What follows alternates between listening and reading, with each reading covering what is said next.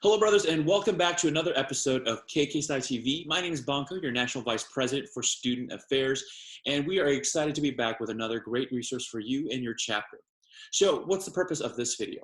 Well, this is a part of our strategy to engage you, our student leaders, and to provide you with a resource that will help you along your journey in running an effective chapter. And one of those key tasks that you have to do is filling out reports. So there's going to be a variety of other topics covered along with different guests to help us out. Now, if you have any certain topics or questions that you would like for us to cover, then please feel free to reach out to me at banco@kkpsi.org. That's BANGCO at kkpsi.org. And again, these videos are a production because students ask for help. You know, they ask, we don't know what to do with these reports. We would like some help with it, which is why we are creating. So again, this is for you. Now, today's topic covers another important housekeeping item. We are, of course, talking about the candidate registration form, or the MC registration form, and the initiate registration form. And to help us out, we are bringing a guest all the way from the Western District who will give you an overview of these reports by doing a step-by-step walkthrough for you to utilize when filling out your reports. And again, our goal is to help you fill these reports out correctly and as effectively as possible. So again, our guest is all the way from the Western District. Is that correct? Am I doing it right? Kinda, yeah, sure. And currently serves as the District VP. Ashley, could you give our viewers an introduction? Yes. Okay, so I'm Ashley. Like Bong said, I'm the Western District Vice President. I'm currently a senior at Arizona State University, go Devils. I'm studying digital culture with a minor in digital audiences, which is just a really fancy way of saying that I study technology into society, and I'm starting to focus more on graphics and photography and content creation, and it's pretty cool stuff. I get to use Twitter a lot for my major, which is pretty fun. So if you don't mind me asking, where are you from? Okay, I'm originally from Fishers, Indiana, but I currently obviously live in Arizona. Yeah, I just remember just looking up your phone numbers, like, Yeah. is this an error? It says 317. So fun fact for anybody in Central Indiana. Cool. So what do you have to share with us? Okay, so today we're going to talk about the membership candidate registration form and the initiate registration form. So the membership candidate form is essentially designed to allow national headquarters to know who is entering your chapter as a candidate. And then the initiate registration form communicates to them who fully went through the process, who went through the road to wisdom, and is becoming an active member of your chapter. So to do that, I'm going to share my screen because I know how to do this now. Yeah. And you're going to find both of the forms in the OMRS. So if you just Google OMRS KSI, it will be the first one, or you can go to online.kky.dbs.org. And then you'll put in your login info. And after I move this out of the way, you'll see over here it says create new, and you'll see both the membership candidate registration form and the initiate registration form. Obviously the membership candidate form you're going to do first, so we'll do that one first. Cool. So you first want to double check your chapter information. Everything should be in there already, but just double check that everything's there. You want to confirm your officer information, so the president and the VPM, and make sure all the emails and the phone numbers are in there. And the school year should also automatically be in, but just double check that it's the correct school year, especially if you do multiple terms. And then this is where you're going to put in the dates. So the membership candidate orientation meeting is where they do the risk management policies. So you'll put those dates in, and then dates for the first degree, second degree, and third degree. And then if you scroll down, this is where you're going to put in all of the information for every candidate that's in your class. So you're going to want to get this information ahead of time. So a good idea is to have it on a Google form or on a printed form, and get that information in a chapter meeting or somewhere where all the candidates are going to be, so you don't make any mistakes. And you can just type that in. And then when you scroll down, you're going to submit it for sponsor approval. And obviously your sponsor should be aware of this. Give them a heads up that this form is being sent their way so that they're not taken aback or surprised by it. And then if you're ready to submit, you can click submit, or you can click save draft and come back to it later. After you click submit, you'll have an option to print out a PDF, and that's where you'll get the signature form, and you want all of your candidates to sign it before you send it off to headquarters. And you can send it to headquarters either in the mail to the PO box for KSI, or you can submit it as a PDF to the email address. Yeah, so I think that's a great point there because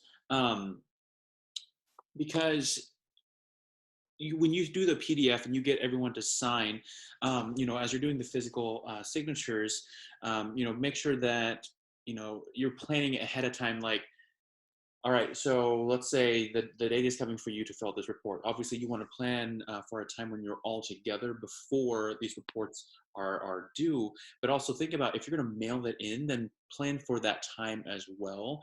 But I would suggest, 21st century, let's leverage technology, right?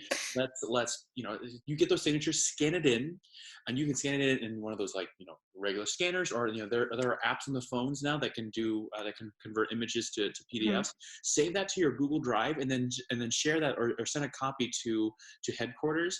And I honestly think that's going to be the best way to make sure that and then they know that you both have a copy, and then that everything's time stamped. Yes, especially since this form is due 7 days after your first degree. That's honestly not enough time if you're starting the form right after first degree to get all the information and your sponsor approval and send it in the mail, especially if you're in the West Coast. It's going to take forever to get there. So I would definitely suggest getting all of the information from your candidates before first degree, and then that way you don't have to worry about scrambling around in 3 days trying to submit it. Love all it. right, cool. So after you submit that. Wait, can I ask something real quick? Yes. So let's say, I like to plan out my time here. So let's say, I'm a busy person, right? I'm a busy student. I do all the things. If I'm trying to time block for this, how long does this form usually take? Yes. So you want to allot about 30 to 45 minutes to finish this report, and then click submit. Does that answer your question? Yeah, no, it does. Because again, I think it's really important. One of the reasons we're doing these videos is for students to kind of watch and utilize as a resource so they understand, so that we all understand how long these take. So, if you're doing this in between classes, probably not a good idea. You do this on the bus to class on your phone, probably not a good idea. Like time block some time to sit down. I mean, I can't tell you how many times I have submitted something with incorrect information because I just, in my head, it was, it made sense, but obviously on the form, it didn't, right? Which causes more headache for HQ, for you, for your chapter. So be nice. Yes. If you're going to do it correctly. Right. Okay, so let's move into the initiate registration form. So this one is after third degree, after all your candidates went through and are becoming active. You can find it in the create new initiate registration form. And this one is due 30 days after your third degree. So here you can see we don't have any current membership candidates. So if you haven't processed your membership candidate registration form, this is the screen that you'll see because you don't have any membership candidates registered to nationals. So given that you've submitted your paperwork on time and your candidates are in the system, everything here should be pretty much automatic. This is a lot less of a demanding form because your candidates will be listed here with all the information that you listed in the other form. So basically this form is just to confirm the information and state whether they went through third degree, and if they did not, the reason why. So given that you did turn that in, basically what you'll have to do is just, again, check your chapter information, make sure the school years and the dates are all correct, and then double check that all of your candidates' information is correct. There'll be a button that says whether or not they went through third degree, and if so, you'll click yes. If not, you'll say why not. And then you'll do the same thing where you submit it to sponsor approval and then print out a PDF and get their signatures. And then this one also requires a collection of fees. So you're going to want to send your money and the paper with the signatures on all of your initiates at the same time. So you can do that, again, you can do that through the PDF and send the money in the mail. You can send a check or money order to the HQ address, or you can do it online at ksci.org/form-payment-gateway. Which is a lifesaver. I'm just saying that, like, Yeah, when that happened, I was like super jealous because, like, I mean, that's just such a great way to be able to actually process, again, leverage technology, right? truly. But if you are sending the money electronically, it's a good idea to also send the PDF of the signatures scanned in too, so everything's in the same place. Love it. You can also do a credit card payment over the phone. Mm-hmm. Let me see this number. It is 405-372-2333. But before they can accept the payment, the form has to be submitted and approved by the sponsor and the DOB. Mm-hmm. And then a quick note, if your university sends the check for you, make sure that you send a copy of the signed summary page and the dated funds request to headquarters so that they know if there's any delay because of the school, it's not on you, it's because your university is slow.